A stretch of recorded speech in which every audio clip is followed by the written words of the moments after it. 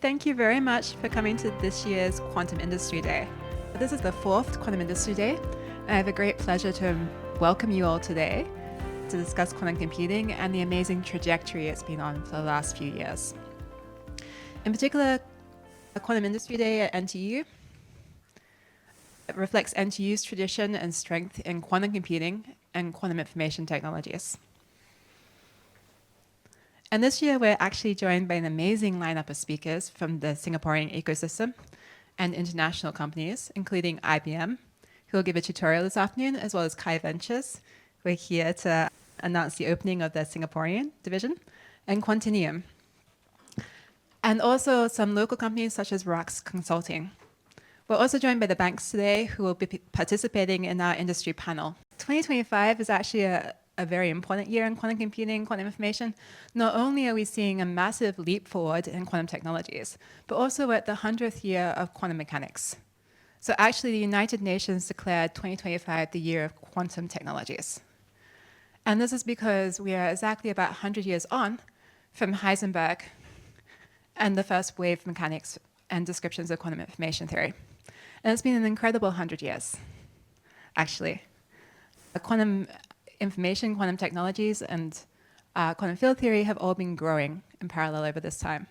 And particularly, we're here to discuss quantum computing, which comes about in about 1980 to 1985, with a very seminal work by Richard Feynman, one of the fathers of quantum mechanics. And Feynman said that we could use quantum devices to simulate quantum systems as a native environment. And this is the birth of quantum computing. Since then, quantum computing has taken off, and we see the field about 30 years from its inception now, in about 2025. And the last year has been another really spectacular year for quantum information, quantum computing. In particular, we see the rise of fault tolerance. So I'm sure some of our speakers today will talk about their efforts in building fault-tolerant or error-corrected quantum computers. And we see now that most major companies have an error-corrected quantum computer on their timeline for the next 5 years, which is a major breakthrough for quantum information. And in Singapore, we're also accelerating ahead. We had the launch of the quantum engineering program, and Singapore's investment of about $300 million to $400 million now in quantum computing over the next 5 years. And particularly, you'll see another announcement. Today, we see the beginning of RISE 2030. And by about this evening to tomorrow evening, you'll see further investment and further announcements. Also, 2 weeks ago, we hosted QTML, the world's leading quantum machine learning conference. And Quantinuum is here to tell us today about the first quantum computer in Singapore. So this is part of a bit of a global effort. In particular, we see about $56.7 billion invested in quantum computing currently. And I'm going to allow the experts to tell you about their topical areas of interest. In particular, Mile Gu is going to come present to us about quantum information, quantum computing. He's coming to us from SBMS as a professor of quantum computer science and also the deputy director of Nanyang Quantum Hub. Thank you very much. My colleague Jane has mentioned this has been going on for 4 years now, and we've seen a lot of immense growth. And my role here is to give you a quick rundown for the last 100 years on how quantum computers came to be and why they're fundamentally different from their classical counterparts. And so basically, an introduction to the quantum world. Now, our story really begins from something that we may have all slept through in high school or junior college, which is the two-slit interference experiment, and indeed one of the first experiments that motivated the study of, well, the world being quantum mechanical. And the basic idea, without going through too much, is that we all seen in high school that if we put two light sources through these slits here, then they act like a wave. You get these interference patterns. So if we are to see the light on the screen, I guess this doesn't quite work here. So if we see the interference pattern, it ends up with areas of constructive and destructive interference because the waves either constructively interfering with the in phase, and as you shift the relative differences, they become destructive. And so everything's well understood if we think about light as a wave. But what is interesting is that if we started thinking about light as a particle. So if we take that light source and weaken it so that only a single photon traverses between the light source and the screen at one time, we would usually expect the interference pattern to disappear because it's a single photon. How does it interfere with itself? But nevertheless, if you put a photodetector on that screen and start collecting data, as we see on that left, then the points start accumulating, and eventually we end up with the same interference patterns. And for a long time, this was a very big puzzle because, well, if light is a particle, then what is it interfering with? And this was the birth of quantum mechanics. So when all the natural and logical pathways are being exhausted, people had to posit some less natural versions. And it turns out that quantum mechanics, or nature, is much less natural, or at least natural in the way that humans typically think about logic, than we initially believed. In that the only way to really understand this is to say that for the particle to be able to interfere, it has to interact with itself. It has to go through both of these slits at the same time. And so we gave rise to the notion of a quantum superposition. So you can think about a particle going on the upper path as being 0, a particle going down the lower path as being a 1. And when we have this interference, in quantum mechanics, we write that down as 0 plus 1, a quantum superposition of simultaneously going through both arms at the same time. And we may ask, well, is this really true? Maybe I can put a detector here at the bottom arm and see what happens. It can't possibly go through both at the same time. But if we do that and we pass particles, indeed, now it does look like the photon's only going through one of these slits at any one time. But the very act of measurement destroys that interference pattern. Nature knows that it's being looked at, and the photon is behaving like a particle rather than a wave again. And this is the notion of quantum measurement collapse, that even though we have a quantum superposition, if we were to look at it, it collapses randomly either to a 0 or a 1. And this was really the birth of quantum theory, and at this time people did not think about it in terms of applications of quantum computing. It was just merely a curiosity. But that curiosity led to better ways of processing information. So to see that, we can go to a slight variant of that interference pattern in what's one of these interferometers. Again, what we have is a light source, a laser beam coming through here. The beam splitters is kind of just split the light into two pathways.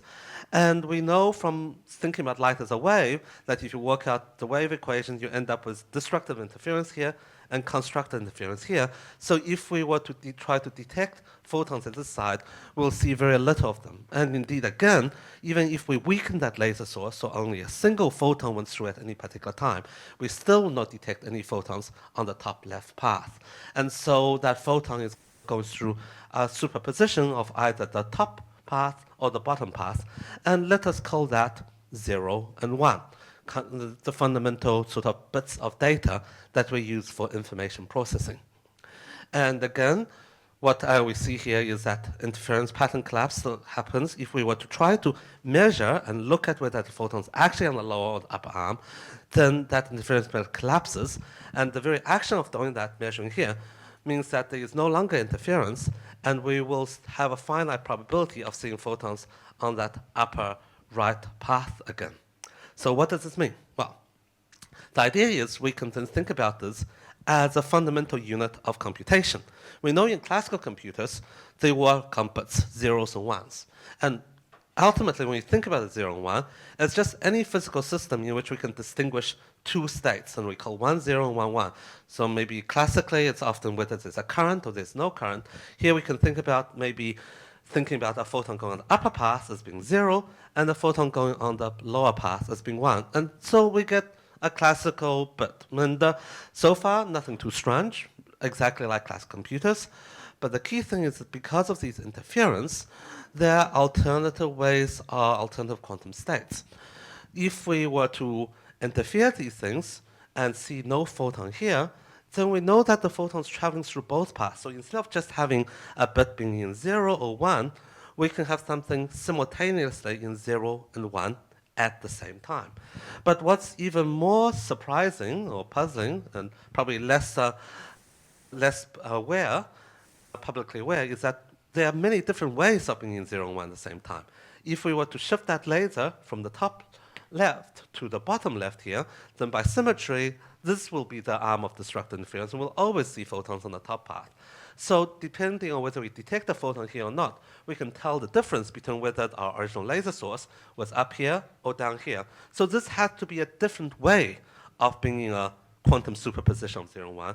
And so in quantum physics, we refer to that as a phase, and we record this instead of 0 plus 1 as 0 minus 1.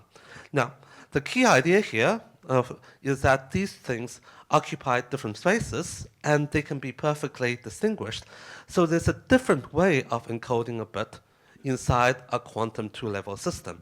So instead of thinking about encoding sort of something in the z-axis, something on the top or the bottom, we can pictorially visualize the states of a quantum qubit inside what's called a Bloch sphere. And so instead of measuring just whether the photon's up or on the bottom, we can look at whether it's plus or minus, and use that to encode a single bit of information as well. We call that encoding, say, an X bit, or encoding it in the superposition or complementary basis. So a qubit has many different ways of storing information. Now, the key thing, though, is that ultimately there is, despite all this freedom, there's still some constraints in play. One thing is that if we were to if we wanted to know whether the laser was down up here or down here, so if we want to measure in the x basis, then it requires us to never measure in the z basis, because if we destroy that interference pattern, we lose the interference here. So to keep the information about where that laser was, then we have to make sure that we never knew anything about whether the photon was on the upper pass or lower pass. We had to remain ignorant about the z bit to be able to measure that x bit. And similarly, if we measure the x bit here, so we want to know whether the photon was up or down, then we'd lose all phase information. It would lose information about whether the laser was originally on the top left or the bottom left. And this is a manifestation of the classic quantum uncertainty principle, that in quantum systems, you can store many different ways of storing a single bit, a qubit, but there's only one bit that you can ever retrieve. And first, it seems like, how is this ever really useful? Like, okay, this looks like a theoretical curiosity, so you're telling me there are many different ways of storing a bit, quantum bit, but we can't really get any more information out, so what's the point? It's, as soon as we measure one of them, the other one disappears. And indeed, for about 30, 40, even 50 years, that was the extent of quantum computing. It laid under sort of the only people who were interested in it was quantum foundations, quantum physicists, and the people did not think about a potential practical application. And indeed, people didn't think that there was much more that you can do with a qubit than a bit from a computational perspective. But several protocols have changed our mind on that. And the one I want to highlight on how qubits are fundamentally interesting despite this uncertainty principle, or perhaps because of the uncertainty principle, is this case of what's often called random access codes. So imagine we're a student and we're going to study for exams. Indeed, we just had exams here at NTU, so a lot of students just underwent this experience. Now, imagine we have a fairly simple exam. The exam only has one question, two possible questions that can ask, two possible binary questions. Each question only has a true or a false. So if we could memorize both questions, then we can pass exam 100%. But the catch is that we're a very lazy student. We only want to commit one bit of information into memory. So we don't want to store any more than, it's very tiring just storing one yes or no question in our head. So if we did that, well, how well can we do? Now, if we think about it in the sort of, there are two scenarios. One is in terms of the worst case scenario, which is that if there was an oral exam and the examiner could question us and decide which one we studied for, then they could always adversarially ask us a question that we didn't study for, and we get 50%. If the questioner would ask at random, then we can succeed with 75%. But that's about the best we can do. Now, quantum mechanically, so we have a different option. If instead of a classical bit, we arm ourselves with a quantum bit, it's possible to store these four states on these parts of what's called the Bloch sphere. So we partially store information about the x, and we partially store information about the z. And the catch is, depending on which question we asked, whether we're asked about the first question or second question, we choose to measure this in one of these two different bases. So even though we never, ever, it's never possible to retrieve information from the quantum system, we can selectively encode kind of both pieces in there and selectively choose which one we want to retrieve, depending on what question the examiner asks us. We can't get 100% success rate this way, but it turns out we can get up to 85.3%. So much better than, and this, even if the examiner is adversarial, so even if they ask a question we didn't study for, because here we studied for each equally, we stored them both in the superposition. So, and even if they ask randomly, would still have a sort of a significant boost of over 10% success. So this shows us sort of one of the interesting things and one of the fundamental parts of quantum computing. Quantum computing has a much larger state space in which we can encode information. So we are, however, limited by how well we can read out. But if we can prime our algorithms correctly, we can choose to read out the information that we actually care about. And that's where the power of quantum computing. And indeed, in some of our research here at NTU, what we looked at was extending this further to understand its implications recently in quantum intelligent and quantum adaptive agents.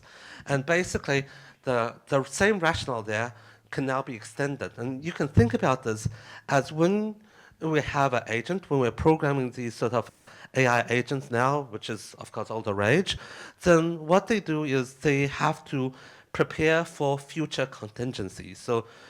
So basically, depending on what happens the next day, they have to remember different things. Depending on, say, if we didn't know what the weather was tomorrow, we may need to bring both either sunglasses if it's sunny or umbrella if it is raining, and we need to remember the information about where both are kept. But say if we went into the future, and now we know what the weather was, in hindsight we could say, well, we didn't need to really remember where that umbrella was anyway, because it was sunny today. So in hindsight, some of that information, much like the student, if he prepared for 2 questions, he goes, and afterwards he would be like, oh, the examiner only asked for question 1, I didn't need to study for question number 2 after all. And so an agent, of course, if it wanted to play many games very well, needs to be prepared for all these possible contingencies. So it needs to do all the processing, all the sort of memory, and remembering all the information that may or may not be relevant in the future. And that, of course, expends a lot of processing power, a lot of memory, and a lot of energy. And it turns out that by leveraging a generalization of some of the phenomena that I mentioned before, we can show that a quantum enhanced agent is able to process many of these possibilities in quantum superposition. And then depending on what future conditions or what future questions are asked, then automatically retrieve the information that is useful, while as if it never stored information that is not useful.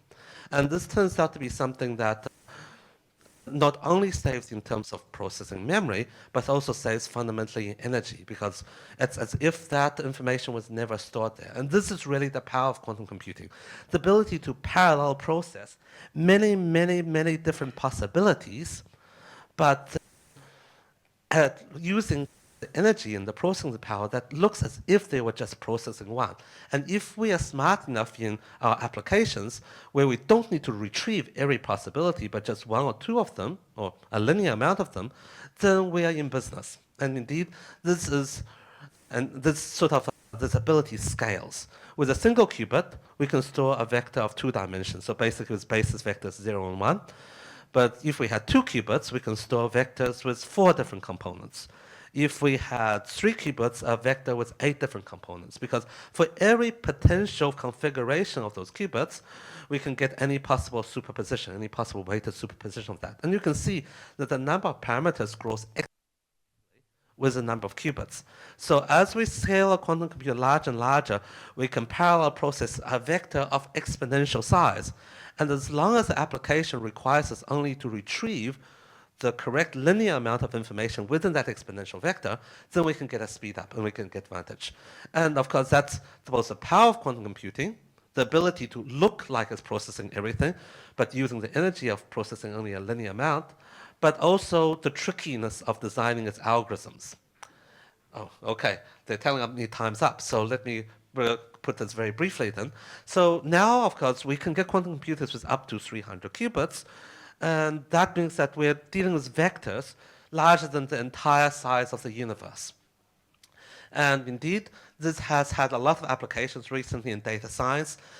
We started off with a solution of linear equations. We continued with various applications in data fitting in terms of sort of data classification. And so it's this immense data that makes it very exciting. And in Quantinuum, we'll be talking about some of these potential very exciting applications they're interested in, and likely their new Center for Bioinformatics here. So there's definitely a lot of exciting possibilities.